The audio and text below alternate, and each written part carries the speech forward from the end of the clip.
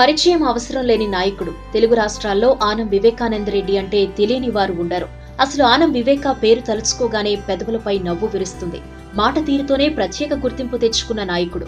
Political backdrop ఉన్న కుటుంబం నుంచి వచ్చిన కార్యకర్తగా ప్రస్థానం ప్రారంభించి నాయకుడయ్యారు.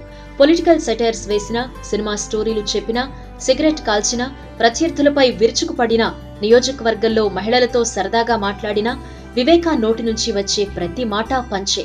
వివేక ఏం చేసినా, ఏం మాట్లాడినా ప్రజలను అట్రాక్ట్ చేయటంలో ఆయన్ను మించిన వారు లేరు.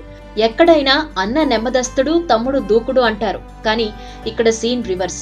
ఎందుకంటే తమ్ముడు ఆనం రామనారాయణ రెడ్డి కూల్ గా కనిపిస్తే, అన్న వివేకానంద రెడ్డి మాత్రం దూకుడుగా ఉంటారు. అదే ఆయనకు ప్రత్యేక ఆకర్షణ కూడా.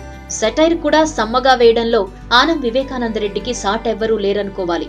ఆయన ప్రవర్తన, మాట తీరుకి సొంత పార్టీలో మాత్రమే కాదు, ఎదుటి పార్టీల్లోనూ అభిమానులు ఉన్నారు. ఇక వివేక చుట్టుపక్కలున్న వారికి ప్రతి క్షణం నవ్వుల భోజనమే.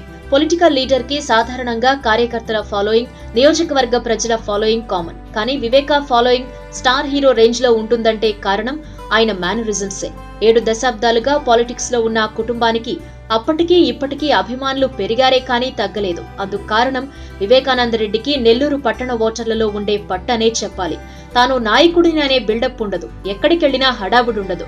సరదాగా బయలుదేరి సినిమాకో షికారుకో వెళ్లినట్టు నియోజకవర్గంలో పర్యటించేస్తారు. పక్కింటోళ్లతోనో ఎదురింటోళ్లతోనో మాట్లాడినంత సులువుగా కొత్త వ్యక్తులతో కలిసిపోతారు. ఇన్ని ప్రత్యేకతలు ఉన్న leader the one and only Anam Vivekananda Reddy. ఈ వీడియో మీకు నచ్చినట్టయితే లైక్ చేయండి, షేర్ చేయండి. మరిన్ని ఇంట్రెస్టింగ్ వీడియోస్ చూడడానికి మా ఛానల్ కు తప్పక సబ్స్క్రైబ్ అవ్వండి.